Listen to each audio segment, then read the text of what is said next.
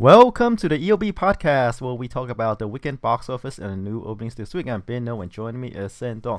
So Sen, hey, I believe you have more time this weekend, or this week, or this podcast. Sure, yeah. Okay, we were in a rush last weekend because in the last podcast because we talked a bunch about Coco and Justice League and other movies that you missed out because you weren't here for, I guess, the previous couple of podcasts. Yeah, right. Yeah, since we're making up for lost time, how about you bring us in? All right, we're gonna talk some more about Coco and Justice League because they are the number one and number two films respectively again, right? Yes, and I surprisingly we have more to say. Yeah. Well, Coco is repeated at number one again at 26.1 million. The drop off is 48.6%, which, from what I read, is actually a little bit less than the drop off is actually a little bit less than Moana from last year. After 2 weeks of release, it has already grossed 109. Moana did about 250, so this is on pace to do about 250 domestically, which is pretty good considering the subject matter. Yeah. We remember that. We're used to Pixar movies opening up in the 80s, 90s, even, right? Yeah. Or more. But this one, Coco, opened to about 50 million. But at the Thanksgiving holiday season, it's actually a pretty decent number. Moana opened around the same time as well, and to similar opening numbers. Yeah. Well, this one opened on on a Wednesday instead of just the typical Friday, Saturday, Sunday. So that's why the weekend gross is a little bit lower than usual for Pixar movies. Right, and because people or kids are out of school, during the Thanksgiving holidays as well, so they got a couple more days. So the weekend numbers are kind of a bit lower. Yeah, it held off pretty well. Worldwide is at about 280. The overseas figure is 171, which is kind of a fast pace for a Pixar movie, and a lot of that has to do with the fact that it opened in China and did surprisingly well. Again, for a Pixar movie. Pixar's movies usually, if they do about 30 million in China, is considered half decent because they tend to not do that well in China, as we mentioned last week. The crazy thing is Coco is showing great word of mouth and is super leggy in China. I mean, when it opened a couple of weeks ago on Friday, it only did like 2 million or 3 million max, and it looks like your typical Pixar opening, which means nobody they don't really care. They don't really get Pixar in China. But over the weekend, it ended when it first opened. The Saturday figure was 3 times as much as the Friday figure, and then it ended up doing about 18 million opening weekend in China, which is really good for a Pixar movie. And this weekend, it ended up doing about 45 million, which is nearly more than twice what it did in China last weekend. So this movie is looking like it could be another Zootopia, which follow a similar trend. And nobody cared on the first day of opening, and word of mouth just eventually propelled it to one of the highest grossing animated films in China ever. It's like I think it did over 200 million. Maybe China is finally catching up to, I guess, the Pixar magic. I guess, because their movies were very inconsistent in China, and maybe Well, they're they were finally getting consistent. around. They were consistently low. Right. Yeah, they were But there consistently are a couple like compared to other animated films. They were consistently low. right. So they just don't care about Pixar movies, at least not at that same amount as we do here, right? But I have to mention that Coco, the reviews are very good, 97%, at Rotten Tomatoes, A plus cinema score. So one of these Pixar these movies that are pretty much well liked. Yeah, I think the main difference with Coco compared to other Pixar movies, the reason why it did so well in China is that this is much more relatable to China because I when I saw it, the whole Day of the Dead celebration. It's very similar to how China celebrates their dead. They have pictures of their dead ones on their walls, and every year they put food to try to send it to the other side. They have a bridge that the dead have to cross over. So it's surprisingly similar. But even though the culture is from two different sides of the planet. Yeah, do you think that maybe it is successful? It's because it is different enough, and at the same time relatable, meaning that the Chinese people want to see how other cultures celebrate the dead. Yeah, I think it's more Maybe. because it's more relatable to them, Mhm. because it's so similar. In terms of how they celebrate the dead, it's almost uncannily similar from two cultures that are on different sides of the planet. And when I saw it, I'm like, whoa, that's how our parents celebrate the dead. Right, right. It's just like those people who watch YouTube videos of other people talking, on the screen or going on trips. It's like, how are they different from me? I guess part of the interest is like, how do those people, live their life? I think maybe it's the same thing with Coco as well. It's like, how do they deal with the dead or the afterlife? And maybe that's part of the interest there. Well, yeah, that's one of them is, it's because it's so relatable. The other part Mhm. is it's also a very touching, moving story about celebrating your loved ones who have passed away. And great reviews obviously helps. So yeah, Coco, surprisingly huge hit in China, and it looks like it's gonna continue to be a huge hit. It might finally make a brand for Pixar. Like people might in China, people might actually say, oh, now they can say now when Pixar promotes their movies in China, like one Twitter critic commented, they can now say that Pixar can now have something that they can put in the advertisement from the makers of Coco. Oh, right, right. And instead of from the maker of the film that play next to some popular Chinese animation. Yeah, right. Kind of like that. Uh, yeah. When you say brand, I was afraid that you say, oh, they're gonna make a sequel.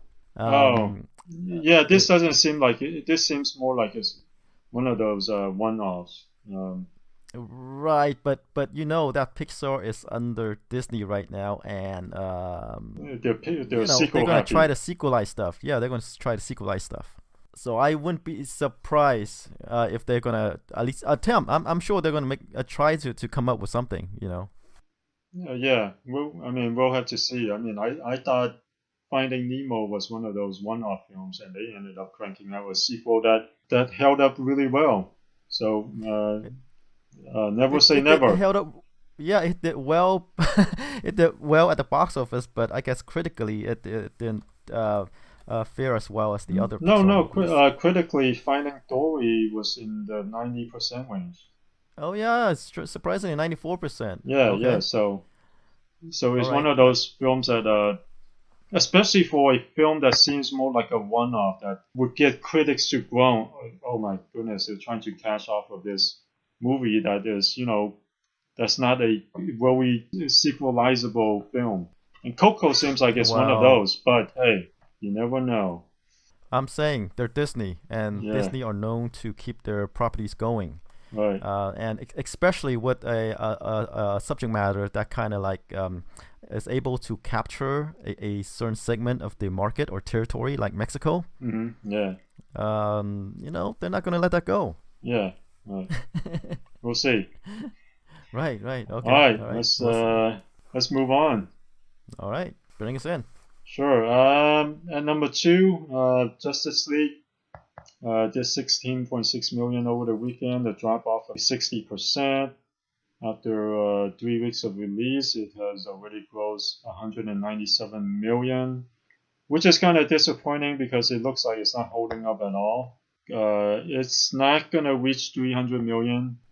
It might have trouble reaching 250 million. Compared to the previous DC films, box office wise, it's gonna be disappointing. Yes, and you know, another huge drop off. I mean, I can expect the like the second weekend drop off to be huge, but this is the third weekend already. Another like 60% drop off. Yeah. It's gonna tumble out of there, as you say. It's not gonna reach 300 million domestically, and you know, as you say, this is kind of like the Justice League 2 with the Batman vs Superman, the first Justice League, and it even fails to reach the numbers that Man of Steel made. Yeah. Yeah.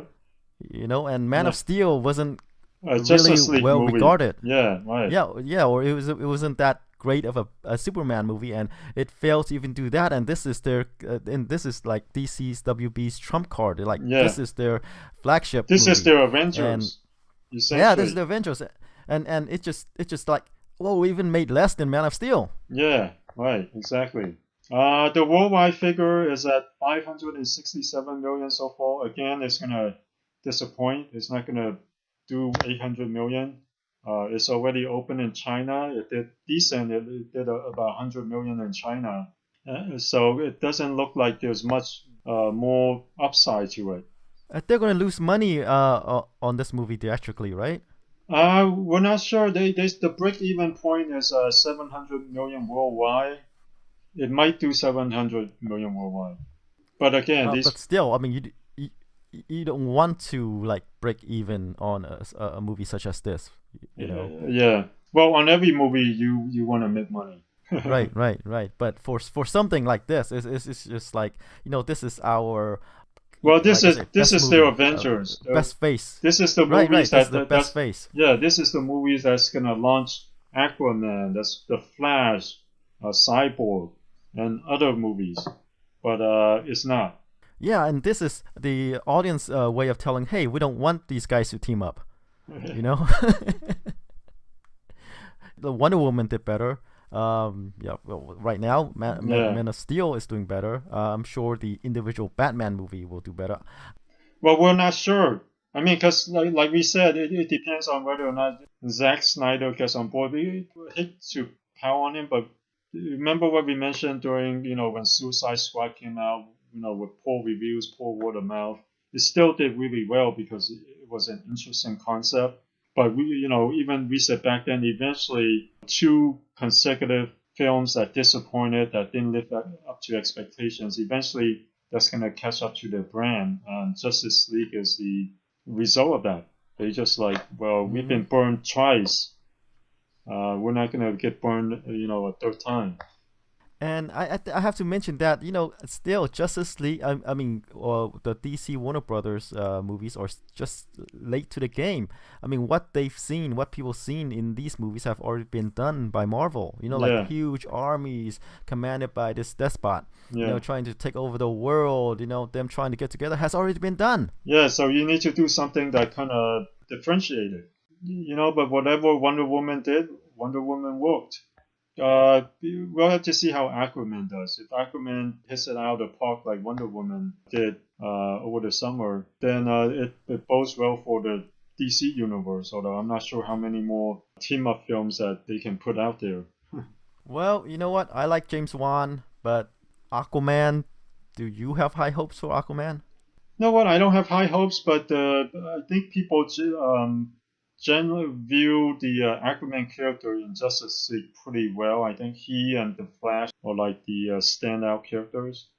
You know, the Aquaman in Justice League just seems like your easygoing, beer drinking dude that you might want to watch and have some fun. Sure, but not to pile on Jason Momoa, is it?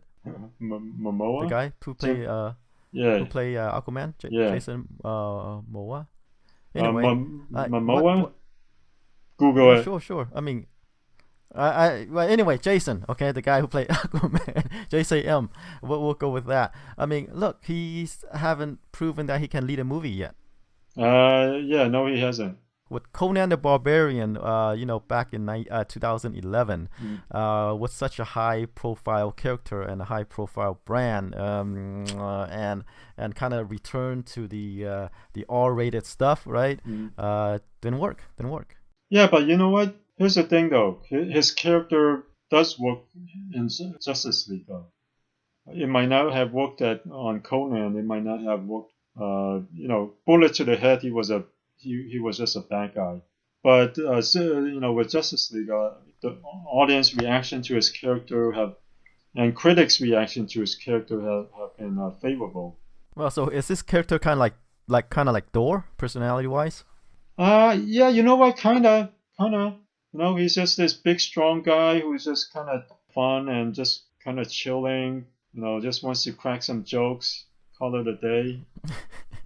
And then if there's bad guys, you want to see them punch them. I'm not sure. Like I said, James Wan has proven that he could handle some interesting, stuff like his here's James Saw Wan movies. When they asked him, they're like, when he did, when they finally gave him a Fast and Furious film, an action film, they're like, hey, you have done all these horror films. Like, well, I really wanted to make action films, but horror films is my way in. These are low budget movies. But he said his dream was always to direct a big budget action event movie, a blockbuster film. So his dream wasn't to like make horror films. It was just a means to an end. Well, I think with Aquaman, I don't think he still got that. I don't think he fulfilled his dream yet. Well, I mean, joke there. That's a joke. That's a joke. But he got so he did Fast and Furious 7, right? Or was that? Yeah. Was it 7 or 6? The last one was 8. Yeah, so he did 7, and that turned out well. So we'll have to see how he does with Aquaman. He proves that he can handle action. Look, all of his movies pretty much a success, right? Yeah. We will have to give him the benefit of the doubt. Who knows? Maybe he might hit it out of the park. But the thing is, movies with water are hard to do. Water and kids, right? Two things that you don't want to deal with in movies. Yep. And they gave him a movie with water. Yeah. Anyway, we'll talk more when Aquaman comes out December of 2018. Yeah. Still a long way off. Yeah. In any case, Justice League, I guess, is just failing to live up to the hype. And I think more concerning, as we said previously, is like, where does DC Warner Brothers go on from here, since they're kind of sort of locked in on this storyline? Yeah. Like what kind of things can they do to make a really a good movie? People that are interested in it, instead of okay, yeah, we like those characters, but not the movie. Right. Kind of as with the previous one, with the exception of Wonder Woman. Well, their bright spot is Wonder Woman, so they at least have one thing going for it, and then they have Matt Reeves directing Batman. So that's another good thing they have, and he has an interesting take on it. And James Wan, hey, who knows? Maybe he can pull it off. Well, when we think about it, the common thread is really Zack Snyder, right? Yeah. Right. The movies that did kind of out of expectation, or really movies that are not directed by him. That's right. Well, we only really have one, Wonder Woman. Well, Suicide Squad was directed by another director, but that turned out disappointing too, despite such an interesting premise. Yeah, but it did way better than expected. Yeah, it did do way better than expected. But in terms of regard, it wasn't as that well regarded either. Yeah, sure, but it is, I guess, kind of different. Yeah, it was. It has an interesting premise. Right. What I'm saying is that the movies that are kind of not directed by Zack Snyder kind of perform over expectations. So, and the ones directed by him have been below expectations, right? Right. So there you go. Maybe that is the way forward. As long as they diversify themselves out of Zack Snyder, maybe they can find way forward. Yeah, hate to keep on piling on him, Right, I know. He did just lost his daughter. Well, he'll come back. All right, how about we move along? Okay, sure. To number 3, Wonder is uplifting movie starring Julia Roberts and Owen Wilson. It's the sleeper hit of the holiday season. Yes, yes. It pulled in 12.5 million in its third weekend. Drop off is about 45%. Domestic gross is 88 million. And we say sleeper hit because I guess nobody really expected this movie to do so well. Yeah, no one expected it to do these kind of numbers. It's based on a novel, right? Yeah, based on a novel. Yeah, and it's based on a novel. It's still generic title, sort of a generic movie, really, and it did well. Yeah, and it's well reviewed too. 85% on Rotten Tomatoes. I think we mentioned that these kind of movies are very hard to do well because they're melodramatic, they're overly sentimental, and that's what the author was afraid of too. She kind of held tightly to the rights, and she was afraid that it might be it might turn into one of these TV movies with overly sentimental and overly melodramatic, and it turned out well. Yeah. I mean, if you watch the trailer at all, I mean, it has all these ingredients that you mentioned. Yeah, yeah, and it's hard to do these movies well. Sometimes these movies come out and they're critically panned because they do feel like they're pushing these buttons to make us cry, laugh, or whatever. Sometimes people think that, hey, these movies are easy to make. You just do A, B, C, and D, and it's going to turn out well. But a lot of times, even if you follow a certain formula, it takes skill to make these formulas work. And Wonder did it. Yeah, I think another thing in its favor is that there hasn't been a movie like this in theaters in a while. Right. So maybe people are just ready for it. Maybe if there's like theaters or feel with this one, I mean, Yeah. maybe this one would fail as well. But I guess perfect It's timing. kind of at the right time too. Holiday seasons. Everyone wants to feel good about themselves, about other people. Yeah, they don't want to watch all the violent stuff. But and of course, Julia Roberts and Owen Wilson help somewhat, Yeah. even though their star power isn't as bright as before. But hey, there's still some recognizable names. Right. All right. Speaking of recognizable names and superheroes, at number 4 is Thor Ragnarok. Put in 9.6 million over the weekend. It's holding pretty well, especially compared to Justice League. The drop off is only about 43%, and after 5 weeks of release, it's already grossed 291 million domestically. Worldwide, it's at 816 million. Still has a ways to go. Yeah. What's the next movie? The next Marvel movie, I think, is Black Panther. Oh yeah, Black Panther. That's in February 2018. And then after that, it is another Avenger movie, Infinity War. Yeah. All right. Anyway, like I said, Thor 3, the third Thor movie, kind of solidified this character as his own, Yeah. instead of a side character in the Avengers movies. Right. All right, let's move on to number 5, which is Daddy's Home 2. It pulled in 7.5 million in its fourth weekend. Domestic gross so far is 82 million. And let's see, compared to the previous one, the first movie is still a long ways to go. The first movie grossed 150 million domestic. Mm-hmm. And this one is still not there. Yeah. It probably top out at what, 90 some million or so, or 100? We'll definitely make 100, especially since it's holding up decently well. It'll definitely get over 100, but will it get to 120? We don't know. The holidays are coming up. Yeah, slowing down, and we have the new Star Wars movies coming up. Yeah, right. Last Jedi and others. Mm-hmm. So they're gonna be with these big movies, it's gonna suck money out of all the rest. Yeah. All right, number 6, Murder on the Orient Express, a movie full of stars. Mm-hmm. Pulled in 6.7 million in its fourth weekend. Domestic gross is 84 million. Surprisingly, the budget is only 55 million. And worldwide, it's at 237 million. So, it's not doing that great here, but overseas it's doing pretty well. It's doing pretty successful here. It's probably gonna eventually gross 100 million, which is twice its budget domestically. So it's doing well here, and then it's doing even better overseas. Yeah, but I expect better from a movie with all these people. Really? Oh, you You were? know. Well, I I mean, went that high on this Johnny movie. Depp isn't the draw he used to be, and the rest of the actors in the film, or they're Oscar caliber actors, but they're not actors who open up movies.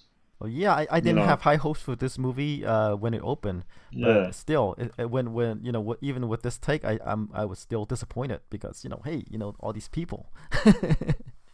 Really? I mean, when it opened, it did even better than the most optimistic projections. And the budget is relatively modest considering you have all these people. It's only 55 million, and it's gonna probably do 100 million, or if not a little bit more. Yeah, yeah. I think I had the movie opening at around 10 or so million. Yeah. So, I So was pretty low. yeah, I was pretty low. it did But almost three still, times that. okay, number 7, Lady Bird, the movie by Greta Gerwig, Sacramento native, you said? Yeah. It's actually doing pretty well. It pulled in 4.5 million over the weekend. It's 5th weekend already, and it's keep on expanding.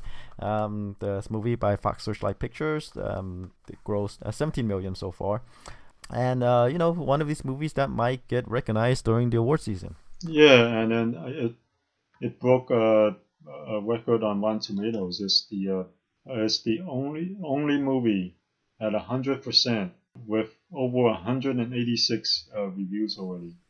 It beat Toy Story. I think Toy Story had like 169 reviews or somewhere up there at 100%. Well, you know what that is because Armand White retired. That's true. Wait, has he retired? I think he's still reviewing films. Is he? I Yeah. thought he retired or doing something else. Let me see. I think he might still be reviewing films for. That is another joke, by the way. Yeah. He is the contrarian who kind of dislike everything that other people like and like everything that other people dislike. Yeah. National Review. Let me see. No, I think he retired. He runs some sort of non-profit or something. But that Uh, was years ago. So my info might be out of date. yeah, looks like he's still reviewing films. Or maybe he hasn't gotten to Lady Bird yet. Maybe. Because he's still Okay. reviewing movies. Wow. Okay. All right. Keep on trucking along. Speaking of Oscar caliber, well-reviewed films that during this award season, the next film on our list is Three Billboards Outside Ebbing, Missouri, put in about 4.5 million. It expanded just like Lady Bird, and it has grossed 13.7 million. So it's kind of like Lady Bird, a really well-reviewed film, 94% on Rotten Tomatoes, and it's entering the top 10, and it looks like both of them are gonna continue to expand. It's one of these movies that's gonna quietly linger in theaters and probably top off at around either 25 or 35 million. So or more. Yeah, if they get nominated for an Oscar or more awards, Golden Globes, it can mix a lot more. Yeah, it'll stay in theaters and people are gonna catch it just for the award season. So Right. All right. Number 9 is The Star. Is the Sony animation by the people who made the Cloudy movies. Put in 4 million over the weekend. Kind of disappointing. Domestic gross is only 27 million, but the budget is only 20 million. I'm continually to be surprised that these animations can be made sub 60. They can. It's just their TV quality movies. Yeah, but the Star looks pretty good. Not state of the art, but it still looks pretty good. But when I look at these budgets, wow, they can actually make these movies for so cheap now. Before it was a very expensive undertaking. Yeah. Although they look it though. They look like something that is direct to Netflix or something you see on TV. But it's good enough. Still, Yeah, it's good enough. but you know what? 27 million. This is actually turning out to be a modest, little hit because I never heard of it. I wasn't expecting anything from it, and it looks like it's gonna probably top out at 35 million, maybe even 40, depending on how it holds up. Yeah, one of these movies that try to capitalize on the Christmas holiday, and it's gonna be there during the on DVD on the shelf during the holiday, so that people can buy them as gifts. Yeah. Kind of like the old Christmas movies. Yeah, so it's this is one of those faith-based films that's moved into the animation genre. But more mainstream than this, really. It's still about Jesus Christ, birth of Jesus Christ. But it has gotten into the mainstream. It's not one of these things where, God is real or Jesus is real. This is right. just a story. Instead of trying to convince you otherwise. Yeah. All right, let's move on. Close out the top 10 with A Bad Mom's Christmas. It pulled in 3.5 million over the weekend. Domestic gross is 65 million or so. Budget is 28 million, and even though it didn't make as much as the first Bad Mom, hey, it's doing pretty well. Yeah, right. And the worldwide gross is 104 million. That's pretty good for a film that's budgeted at only about 30. So we're going to see more Bad Moms. If not Bad Moms, it's going to be around the same concept, like a group of females, professional or something like that, behaving badly. Right. With Mila Kunis Yeah, Mila Kunis. in the lead. Okay. Also, of note, it is the last weekend is the re-release of Titanic for the 20th anniversary. Right. I'll never let you go. I'm the king of the world. Yeah. And other catchphrases. Yeah, and this time it didn't have 4D or anything else working for it. Yeah. It got around 415K. Yeah. In around 87 locations. So, yeah, people, well, not everyone saw it, but enough. Yeah, and let me see, Titanic 3D is about 60 million. So this the 20th anniversary release, which is about 5 years after that, looks like it's not going to prompt another release until 4D or 5D comes out. Wait, isn't Titanic the highest grossing movie ever? Or is it that overtaken by Avatar? It's been overtaken by Avatar and Star Wars: The Force Awakens.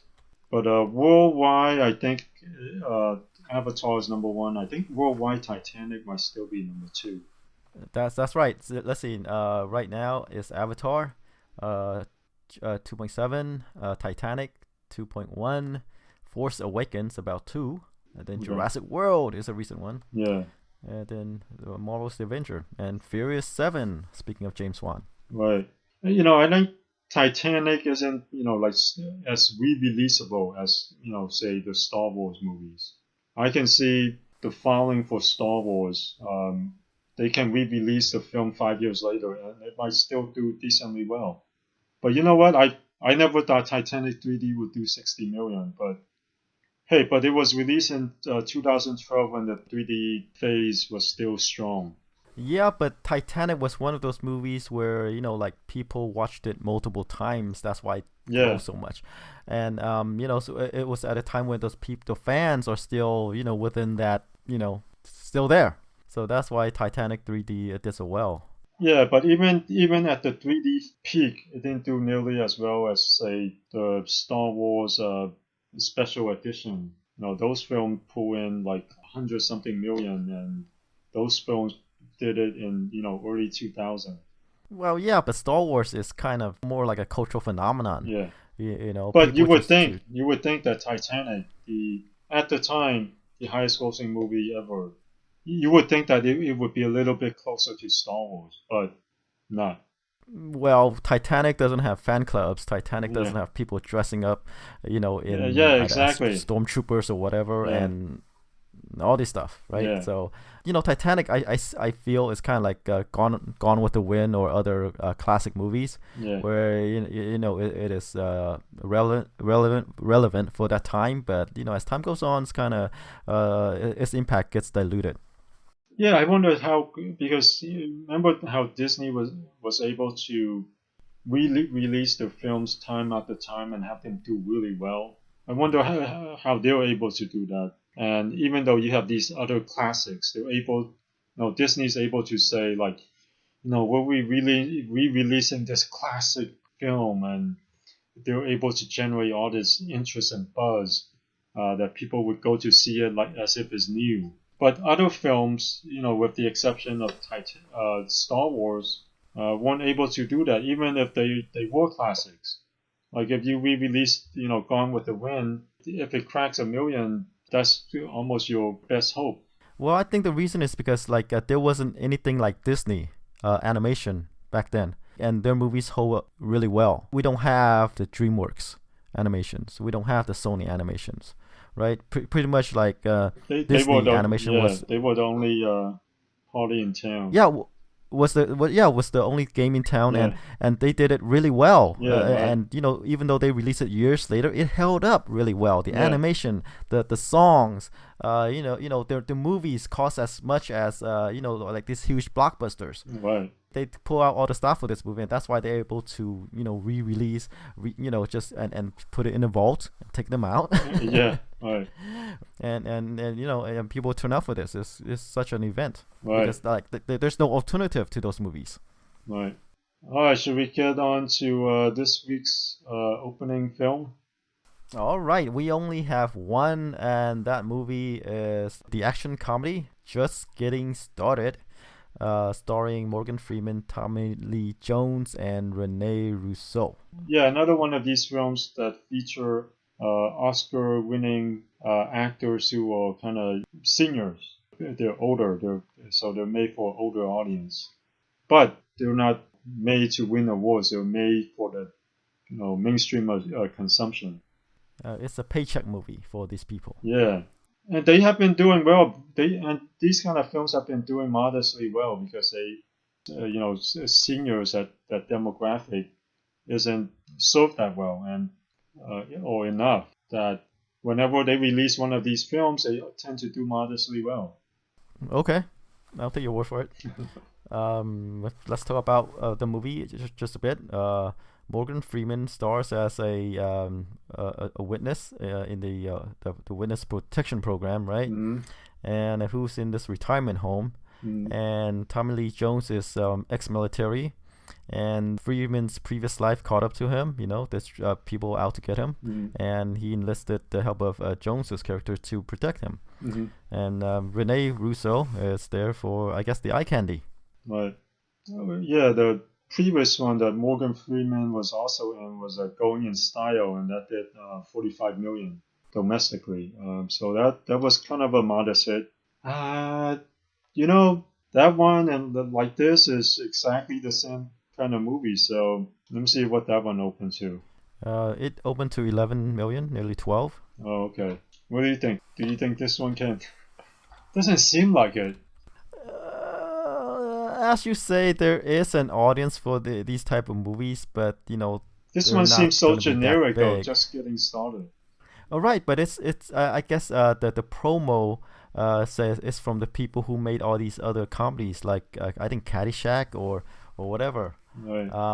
The movie's directed by Ron Shelton, who did Hey, we do our research in real time. I know. Well, we Let me real see. time. Yeah, Tin Cup, White Man Can't Jump, Bull Durham.